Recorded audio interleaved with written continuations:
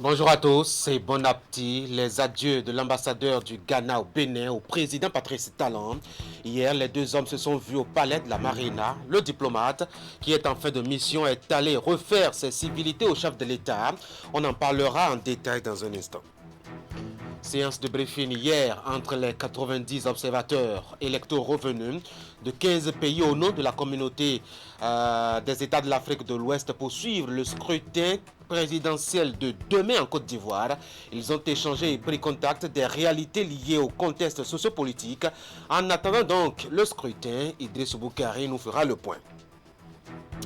Un nouveau cadre plus commode pour les apprenants et enseignants du complexe scolaire de Médédjro au quartier Gbadjro-Médé, c'est à Cotonou dans le 8e arrondissement. C'est la mairie de Cotonou et le groupe Chagouri qui se sont mis en intelligence pour changer les conditions d'études de ces enfants. Nous allons vous en dire un peu plus tout à l'heure.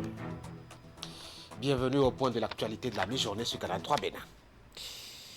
Comme il l'avait fait à son arrivée à Cotonou, l'ambassadeur du Ghana au Bénin est retourné voir Patrice Talon pour lui dire qu'il est en fin de mission. Le président de la République l'a reçu en audience hier jeudi.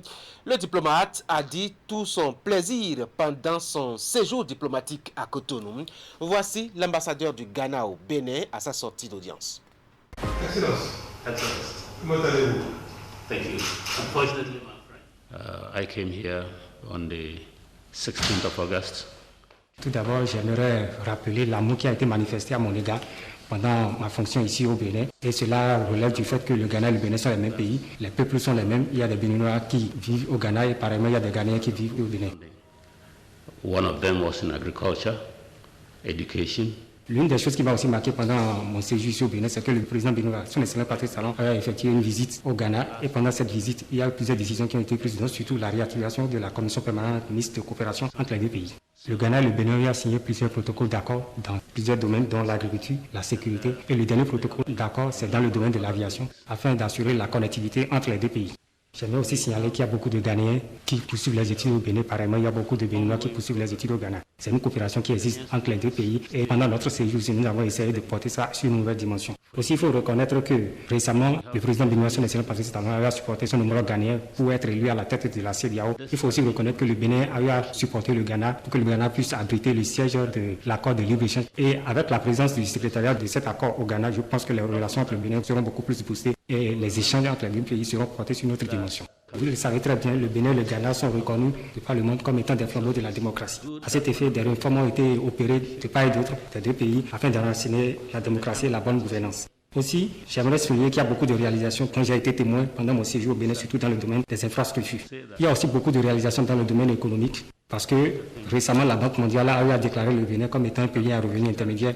Je pense que c'est une réalisation qu'il faut mettre à l'actif du gouvernement en place. Et à cet effet, je peux vous assurer, comme je l'ai dit au président Talon, si le Bénin continue sur cette même lancée, sous peu, le Bénin sera reconnu comme étant un paradis. En conclusion, il faut avouer que j'ai remercié le président Talon de son soutien durant mon séjour au Bénin et j'aimerais le féliciter à continuer sur cette même lancée parce que après son départ des affaires, on pourra quand même montrer ce qu'il a fait ici et là dans divers domaines.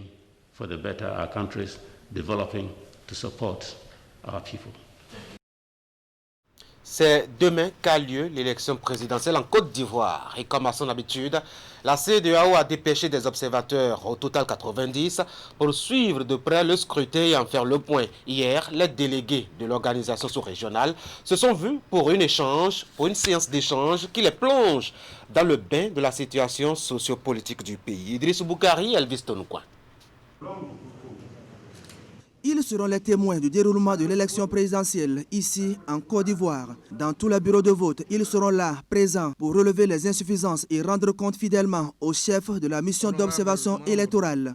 Ils sont les observateurs dépêchés par la commission de la CEDEAO pour suivre le processus électoral en toute impartialité. Les observateurs sont entretenus sur la tâche qui les attend et le défi qu'entend relever la commission de la CEDEAO, à savoir la tenue de cette élection présidentielle dans la transparence et dans un climat de paix.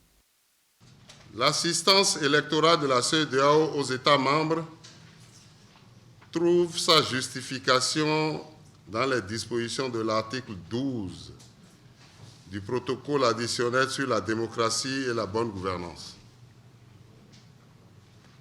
de l'article 53 du cadre de prévention des conflits de la CEDEAO et de la décision souveraine de la conférence des chefs d'État et de gouvernement relative au déploiement en temps opportun des missions préélectorales et d'observation dans les États membres organisant des élections dans leur espace géographique.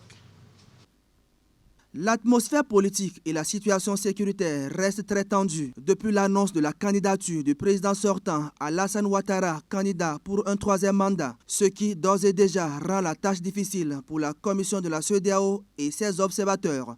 Mais le chef de la mission et le commissaire aux affaires politiques, paix et sécurité de la CEDEAO se montrent confiants et rassurés en tenant compte de la qualité des personnalités invitées à observer ce scrutin. Leurs attentes sont à la taille des enjeux de cette élection présidentielle. Bonne chance pour cette mission, je le répète, qui est très délicate, très sensible et constitue un pari que nous allons ensemble gagner pour contribuer à la consolidation de la démocratie en Côte d'Ivoire et dans la sous-région. Je voudrais vous rassurer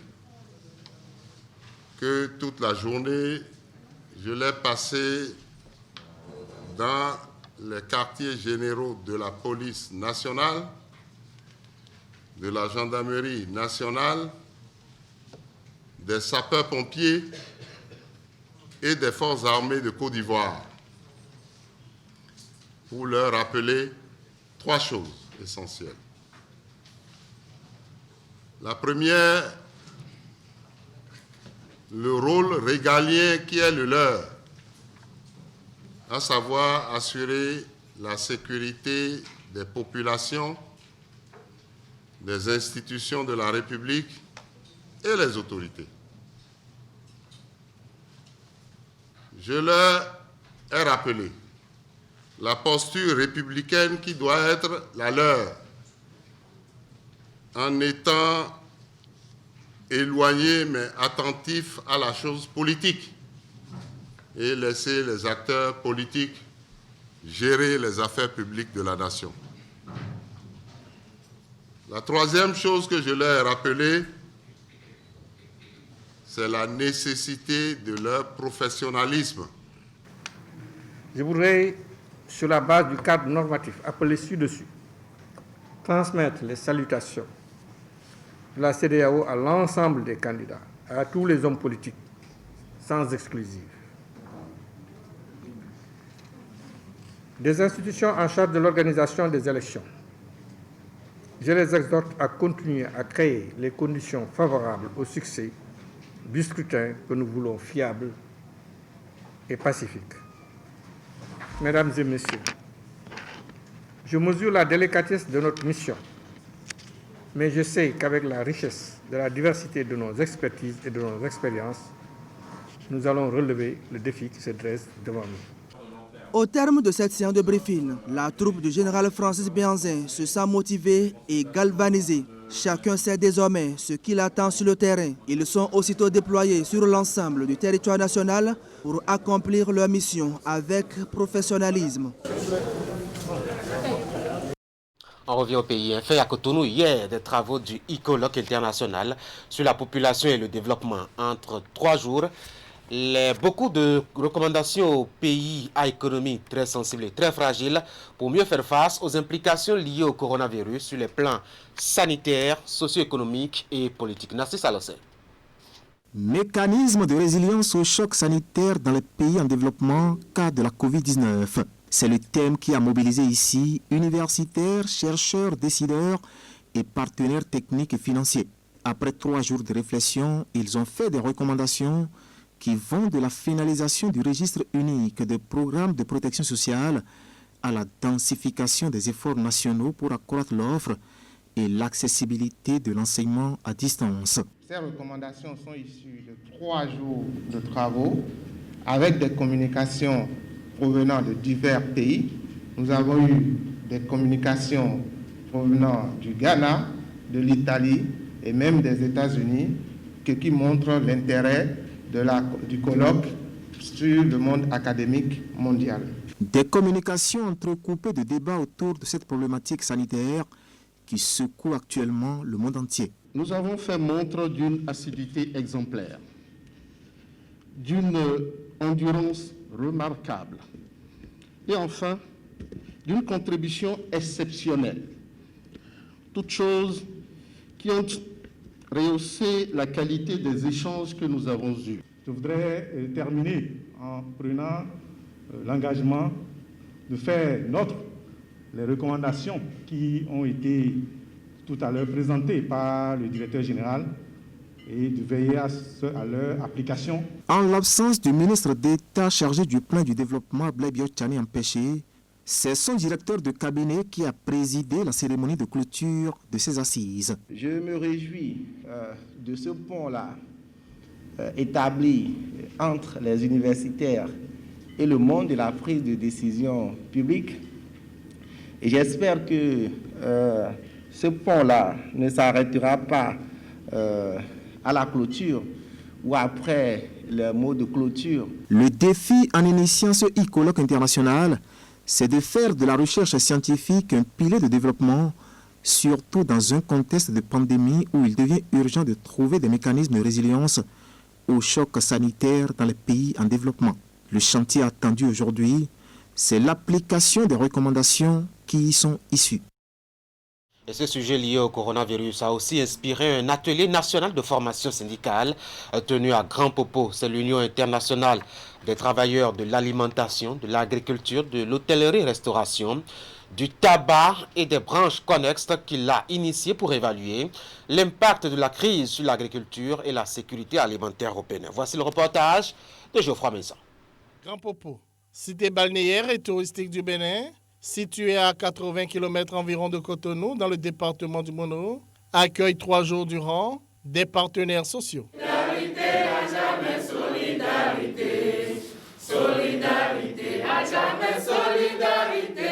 Venus des 4 coins du Bénin, ils représentent des syndicats affiliés à l'Union internationale des travailleurs de l'alimentation, de l'agriculture, de l'hôtellerie-restauration, du tabac, de Karine et des branches CONES et UTA, une organisation qui, à travers le Comité national des syndicats du Bénin, à elle affiliée, leur offre ici un espace de renforcement de capacité. Le thème de la formation est « Impact de la pandémie du coronavirus sur l'agriculture et la sécurité alimentaire au Bénin ». Qu'ils vous souviennent, chers camarades, que l'année 2008 a été marquée notamment par une crise alimentaire grave qui avait placé 12% des ménages béninois, soit plus d'1 million de personnes, en situation d'insécurité alimentaire et de vulnérabilité. Mais aujourd'hui, quel est l'état des lieux en matière de sécurité alimentaire et nutritionnelle et de droit à l'alimentation dans le contexte de la pandémie du coronavirus? Le présent atelier est initié pour nous permettre de faire une analyse responsable et critique de la situation dans le contexte qui est le nôtre au Bénin. En organisant cet atelier national de formation syndicale, l'IUTA veut permettre aux participants de mieux cerner et de bien défendre désormais ce droit humain qui est le droit à l'alimentation. Il y sera abordé des sujets liés à la sécurité alimentaire et nutritionnelle, au droit à l'alimentation ainsi qu'aux réformes opérées dans le secteur au Bénin. Bien qu'il soit sacré et inaliénable, le droit à l'alimentation est peu connu et nous devons de le maîtriser pour pouvoir le faire valoir. Car, comme vous le savez si bien, un homme qui a faim n'est pas un homme libre et un homme qui n'est pas libre est improductif. Notre pays, le Bénin, a besoin d'hommes libres, imaginatifs, créatifs et productifs pour son développement harmonieux. C'est pourquoi nous vous invitons à suivre avec une attention soutenue les présentations qui vous seront faites par des personnes ressources bien avisées. L'atelier est organisé avec l'appui technique et financier de la Fondation Friedrich Ebert. Il doit déboucher sur la mise en place d'un comité de veille concernant la sécurité alimentaire et le droit à l'alimentation.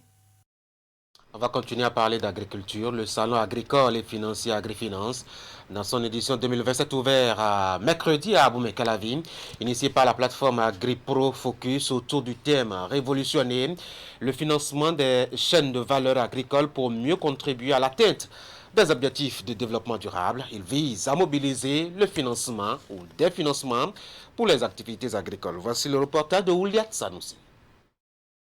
Le salon agricole et financier Agrifinance 2020 s'ouvre dans la commune d'Abomey-Calavi. Les échanges de cette 7e édition se font autour du financement du secteur agricole. C'est une initiative de la plateforme AgriPro Focus qui vise plusieurs objectifs exposés à l'occasion par le directeur général de l'Agence territoriale de développement agricole ATDA Pôle 7.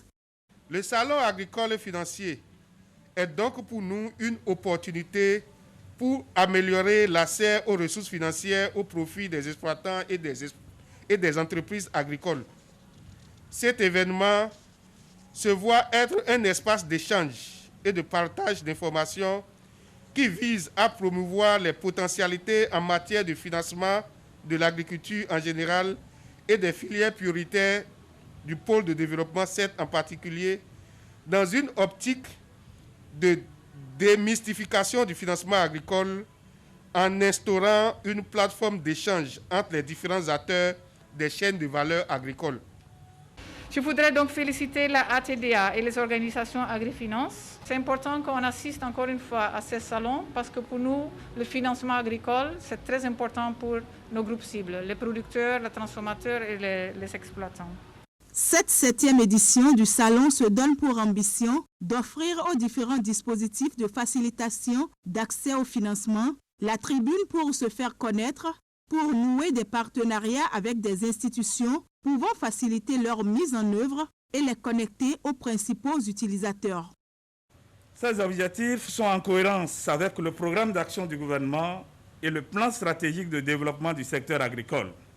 Il en est de même pour le plan de développement agricole élaboré par le pôle de développement agricole pôle 7 où nous nous trouvons présentement.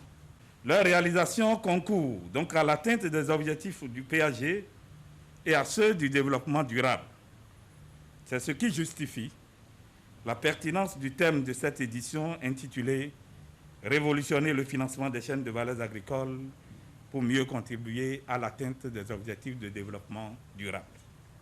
Au cours de cette édition, un accent particulier sera mis sur le Fonds national de développement agricole, FNDA, mécanisme mis en place par l'État pour promouvoir l'investissement privé dans le secteur agricole en lien avec les pôles de développement agricole. La commune d'Abomey-Calavi est ici représentée par la première adjointe au maire qui a salué l'organisation de cet événement sur son territoire. Plusieurs activités sont prévues au cours de ce salon agricole et financier. Entre autres, des panels de discussion entre experts, des instants de témoignages B2B, des masterclass et l'exposition de différents produits agricoles des acteurs accompagnés par les projets, programmes partenaires de AgriPro Focus. La 9e promotion de licence professionnelle de l'École nationale de formation des techniciens supérieurs en santé publique et en surveillance épidémiologique de l'Université de Parakou est officiellement mise sur le marché de l'emploi.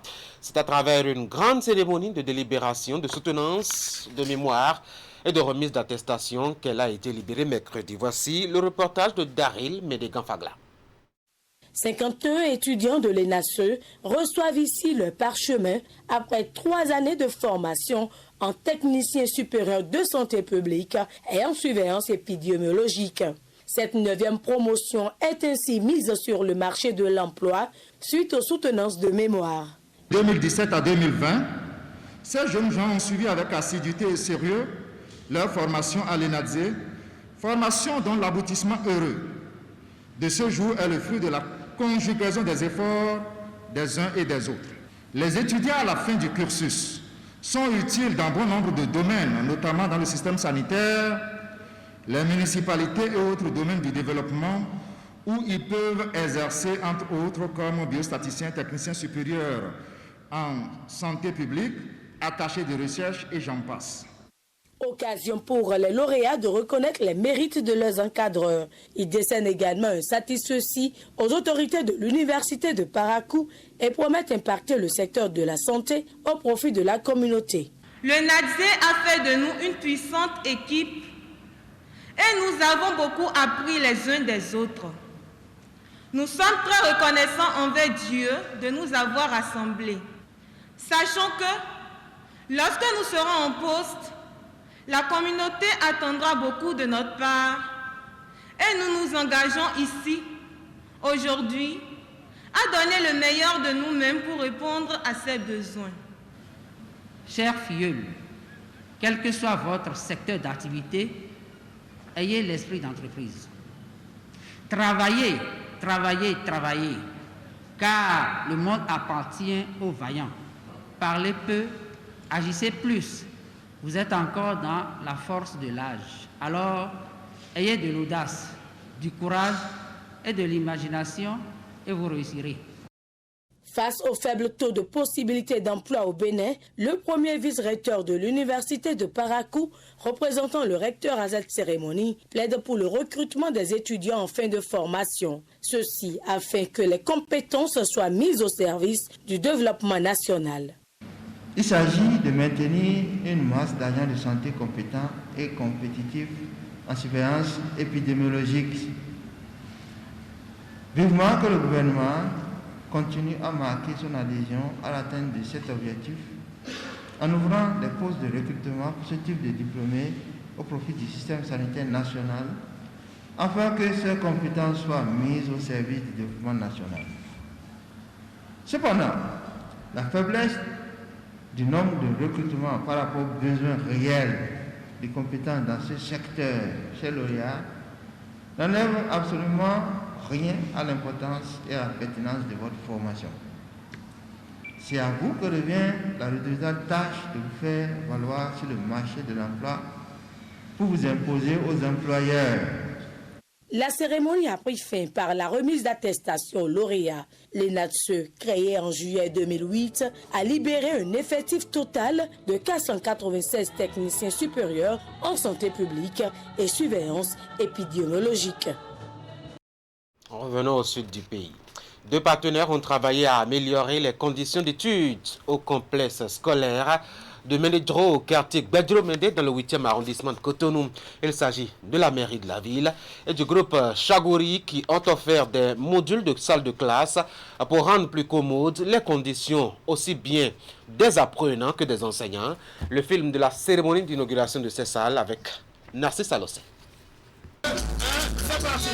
Une coupure symbolique du ruban pour dévoiler le nouveau visage du complexe scolaire de Gbadjo-Mende, situé ici dans le 8e arrondissement de Cotonou. Un lieu de savoir qui était dans un état de vétusté avancé il y a encore quelques semaines, mais qui a été entièrement rénové grâce à la mairie de Cotonou avec le concours du groupe Chagouri. Lors de notre première visite du 17 septembre 2020 sur ces lieux du complexe scolaire Gbadjo-Mende, nous avons été les témoins oculaires de l'infiltration tous azimuts d'eau dans les salles de classe, qui mettait à mal l'assiduité des enfants au cours. Le devoir nous a donc appelés en ce jour. Un devoir accompli dans un intervalle d'1 mois. Au total, 12 millions de francs CFA ont été mobilisés pour embellir ce cadre. Les travaux ont consisté à changer les toitures, dont la dégradation exposait les usagers aux intempéries. Il a été aussi question de réparer les portes des salles de classe et de les badigeonner. Les toilettes ont aussi reçu des coups de pinceau. Et tout ceci pour permettre aux écoliers enseignants de travailler dans un cadre beaucoup plus attrayant. Ce défi a pu être relevé grâce à la compassion, au dynamisme et à la disponibilité permanente du chef du 8e arrondissement, M. Alain Kossi Bagidi. Tout ça, c'est pour accompagner le chef de l'État parce que je le vois peiner. Je le vois toujours peiner, tout seul devant, il faut l'aider, ce monsieur. Le chef de l'État, il peine, il a un souci pour le pays. on n'a pas besoin de lui pour agir valablement.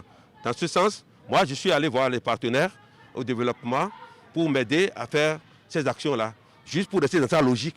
En faire bon usage, c'est le défi lancé aux bénéficiaires qui jusque-là se sont contentés des infrastructures bâties depuis le lendemain de l'indépendance du pays. Aujourd'hui, ce complexe scolaire côtoie un grand bas-fond qui loge des reptiles et donc reste une source d'insécurité. Notre souhait est que d'autres opérateurs économiques emboîtent votre pas pour le bonheur de nos populations. En la matière, le soutien de la ville ne fera pas défaut, en espérant que les bénéficiaires sont satisfaits de l'aboutissement des travaux. Je voudrais les exhorter à faire un bon usage. Cette cérémonie de réception de ces modules de salle de classe a connu la présence du député élu de la 16e circonscription électorale qui renferme le 8e arrondissement de Cotonou. Je voudrais dire merci à notre frère, parce qu'on dit chez nous, nul ne saurait être heureux tout seul. Vous avez trouvé un peu et vous avez mis un tout petit peu à côté pour vos frères, pour vos enfants. Soyez-en bénis, M. Chagouri et tout le groupe Chagouri. Créé en 1967, le complexe scolaire de Bedro-Médé regroupe aujourd'hui 3 groupes pédagogiques qui chaque année font parler d'eux en bien aux examens nationaux. À l'issue de la dernière année académique, il a encore réalisé une performance de 100% de réussite au certificat d'études primaires. Il n'y a pas que le monde éducatif pour exiger une solidarité d'action entre les structures. La santé aussi, avec le bel exemple donné par 2 clubs Rotary International du district 9102. Il s'agit de Cotonou Le Nautile et Cotonou Étoile qui sont allés sensibiliser élèves mais aussi femmes de marché de la ville sur la lutte contre le cancer du sein. Ils étaient précisément dans le 12e arrondissement de Cotonou. Teddy Goudala et Ouliat Sanoussi. Séance de sensibilisation sur le cancer du sein au profit des jeunes filles du collège d'enseignement général L'Entente et des bonnes dames du marché Bodjetin dans le 12e arrondissement de Cotonou. C'est une action conjointe du Rotary Club de Cotonou Le Nautile et celui de Cotonou Étoile du district 9102. Elle s'inscrit dans le cadre de l'initiative Octobre Rose, une période dédiée à la lutte contre le cancer du sein dans le monde. On a essayé de leur dire ce que c'était que le cancer du sein. Ensuite, on a parlé des facteurs de risque, c'est-à-dire ce qui peut entraîner la survenue de ce cancer du sein-là. Et ensuite, on a parlé de l'autopalpation, parce que le plus gros du message se situe là. Comment je dois palper mes seins? Qu'est-ce que je dois rechercher dans le sein? Et la réponse est, je dois rechercher une boule, je dois rechercher une anomalie de la peau, je dois rechercher un écoulement, une autre boule dans les selles peut-être. Voilà, c'est généralement les signes qui sont annonciateurs du cancer. On leur a posé des questions, elles ont répondu, elles nous ont dit ce qu'elles ont compris à travers le message que le cancérologue a véhiculé. On voulait impacter toute la communauté. D'abord, les femmes du marché. On est allé vers les femmes du marché, les sensibiliser pour qu'elles viennent se faire dépister. Et également les jeunes filles, c'est une grande école, un grand collège. Les échanges ici sont interactifs. Après l'étape de la sensibilisation, ces jeunes filles et bonnes dames ont eu droit à un dépistage gratuit, ce qui leur a permis de connaître leur état sérologique par rapport à ce mal. L'initiative est la bienvenue selon les bénéficiaires qui ont choisi de se faire dépister hors caméra. Moi, j'ai apprécié ça. J'ai beaucoup apprécié. D'autant plus qu'à un certain âge, là, il faut se contrôler pour savoir ce qui ne va pas. Dans la grande salle, on nous a briefé un peu sur comment ça va se passer. Les informations ont été données pour connaître mieux la maladie du cancer et comment prévenir. Nous avons voulu saisir cette occasion pour toucher cette cible sensible qui sont nos jeunes filles, pour qu'elles prennent déjà dès maintenant conscience de ce que c'est que le cancer du sein et qu'elles intègrent que ce n'est pas quelque chose qui est irréversible, qu'il y a des méthodes qui existent pour la prévention. Notre objectif aussi, c'est que ces personnes-là, ces filles, ces femmes-là, puissent en parler autour d'elles, à leurs sœurs, à leurs filles, à leurs parents, parce que c'est la sensibilisation qui va nous permettre de vraiment arriver à contrecarrer cette maladie. La séance de sensibilisation et de dépistage mise en œuvre par les 2 clubs Rotary est appréciée par le chef quartier de Gbodjeté et surtout le directeur du CEG, l'Entente. Au-delà des mots de soutien et de remerciement, ils exhortent les membres de cette organisation à œuvrer davantage pour l'épanouissement des couches vulnérables. On va maintenant célébrer la gente, particulièrement les filles, et ceci bien loin du cancer du sein et autres mal spécifiques au genre. Et nous allons directement à Djohou, où l'organisation Plan International Bénin de la localité a initié pour se rattraper une fête pour célébrer la 9e édition de la Journée internationale de la jeune fille 2020. Le thème de cette journée de réflexion, faut-il le rappeler, liberté en ligne, les expériences des filles et jeunes femmes en matière de harcèlement en ligne. Voici le résumé de la fête. C'est la cour royale du roi central de la vallée que Plan International Bénin, Antenne d'Adjoun, a choisi pour célébrer cette 9e édition de la Journée internationale de la fille. Que faire pour que la jeune fille ne soit plus harcelée via les réseaux sociaux? Comment la jeune fille doit se battre pour ses droits et s'affirmer dans la société? Et comment dénoncer toute forme d'abus et de violence? Voilà autant de questions qui ont meublé cette journée dont le thème est « Liberté en ligne, les expériences des filles et jeunes femmes en matière de harcèlement en ligne ». Aujourd'hui, l'Internet est devenu un outil important dans la communication et dans le développement, le leadership de tout un chacun de nous. Ces filles-là ont commencé à être confrontées à d'autres défis qu'est l'harcèlement en ligne. Et donc le thème aujourd'hui, c'est comment faire pour que nos filles ne soient plus harcelées, ne soient plus intimidées sur les réseaux sociaux. Et profiter pour dire aux filles qu'elles ont le droit d'être sur les lignes et elles ont le droit et le devoir de dénoncer toute forme d'abus, toute forme d'harcèlement en ligne et toute forme d'harcèlement et d'abus hors ligne. Autorités politico-administratives et têtes couronnées se sont également prononcées sur la question du harcèlement en ligne afin de sensibiliser les jeunes filles. Quand on vous achète des téléphones portables, ce n'est pas pour des faits que vous connaissez que les autres font. Non. Vous devez savoir que le téléphone portable doit vous aider à améliorer vos connaissances. Si le téléphone portable cesse de jouer ce rôle-là dans votre vie, et le téléphone portable fait autre chose que cela, sachez que vous êtes déjà en train d'aborder la déviance. Nous savons tout ce qui se passe dans la cité. Et ils n'ont pas menti dans tout ce qu'ils ont dit, ça se passe réellement. Mais seulement, nous allons leur demander de nous aider, à les aider. Car la femme vaut mieux plus que l'or. Les différents messages de sensibilisation ont été bien captés par les jeunes filles d'Adjoun qui ont saisi l'occasion pour faire des plaidoyers. Nous sommes harcelés dans la rue, nous sommes harcelés en ligne. Il nous est impossible d'y échapper. Le harcèlement nous poursuit jusque dans nos propres chambres. Ils disent qu'ils sauront nous trouver. Ils nous envoient des photos de nuit. Et quand nous nous déconnectons, cette violence ne s'arrête pas. Il n'y a pas moyen de la déconnecter. Tout cela nous donne l'impression d'être physiquement en danger. Et la situation ne fait qu'empirer quand nous élevons la voix et nous disons ce que nous pensons. Alors non, non et non. Nous n'allons pas nous taire ou porter plus ou porter moins. Pour cela, chacun doit agir en ce sens.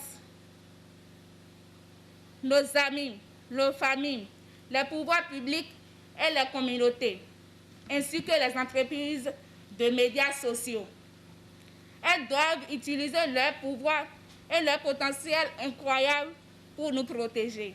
En prélude à cette célébration, Plan International Bénin, Antenne d'Adjoun, a organisé un jeu concours radiodiffusé sur la JIFI 2020.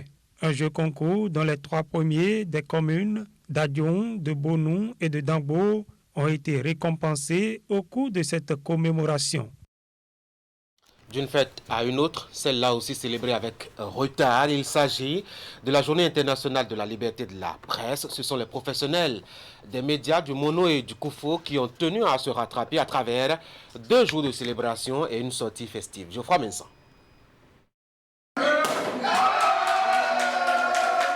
Quelques instants de bonheur, de relaxation, de divertissement et de réflexion. Les professionnels des médias officiant dans les départements du Mono et du Koufo se les ont offerts le samedi 24 et le dimanche 25 octobre dernier à travers une sortie récréative. Koulekamé, dans le département du Koufo, a été pour l'occasion le cadre idéal pour ces journalistes, animateurs, preneurs de son et d'images et autres techniciens. Et on a fait le pour ça. On s'est retrouvés à Poisson-Tomé l'année dernière. Poisson-Tomé à Koleka. Cette année, nous sommes dans le Koufo. Et nous avons vu la mobilisation. Nous sommes très heureux de constater que les professionnels des médias ont accepté communier ensemble, ont accepté échanger et réfléchir sur leurs conditions de vie, nos conditions de travail d'abord. Très bonne impression. C'est pour la première fois que j'assiste à l'événement, alors que nous sommes à la 3e édition. J'avoue que les initiateurs de ces assises ont vu juste.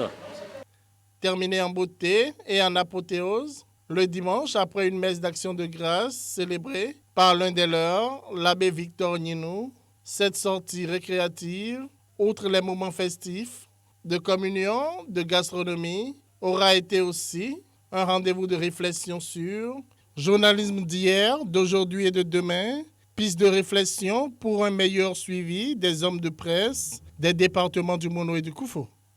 Nous avons pu échanger et partager ensemble les expériences de part et d'autre. Et ça a été couronné par la grande messe d'action de grâce aujourd'hui. Et dans cet hôtel même, eh bien, je ne peux que bénir Dieu pour ce comité-là et pour cette fête de retrouvailles. Cette fête des professionnels des médias est à sa 3e édition. Elle est organisée à l'occasion de la célébration de la Journée internationale de la liberté de la presse le 3 mai. Son organisation en octobre cette année est dictée par la crise sanitaire liée à la Covid-19 que traverse le Bénin et le monde entier. Pour les éditions à venir, je pense qu'il faudrait qu'on soit beaucoup plus mobilisés. Que tous se mobilisent pour les éditions à venir. Parce que notre but, c'est de pouvoir nous retrouver. Et ne serait-ce que quelques jours, quelques instants, pour partager ensemble et échanger. Le rendez-vous est pris pour l'année prochaine à Grand Popo, où nous allons encore demander à ceux qui n'ont pas effectué le déplacement de Koulekamé de se joindre dans nous. Grand Popo accueillera la prochaine édition. Des propositions ont été faites aux membres du comité d'organisation qui ont été reconduits dans leurs fonctions pour plus d'efficacité. Ils ont la lourde mission d'organiser une édition 2021 plus grandiose.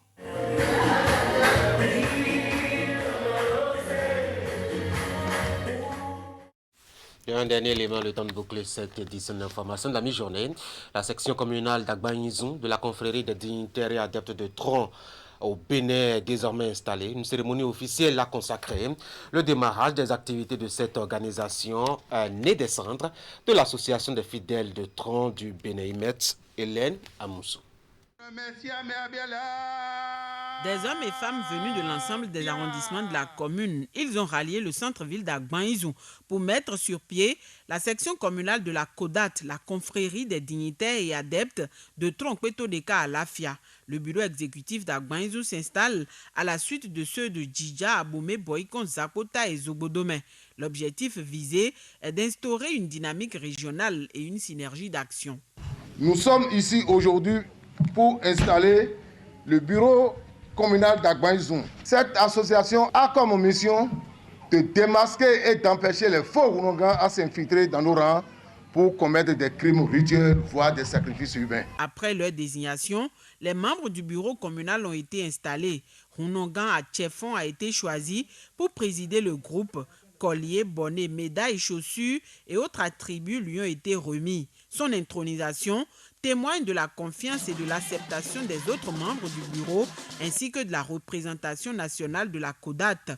Runongan à Tchefon a désormais la lourde charge de créer la symbiose, assurer la bonne collaboration mais aussi faire le ménage au sein des fidèles et pratiquants du culte dans la commune. Une mission que le nouveau président entend accomplir avec humilité, fidélité et le respect mutuel.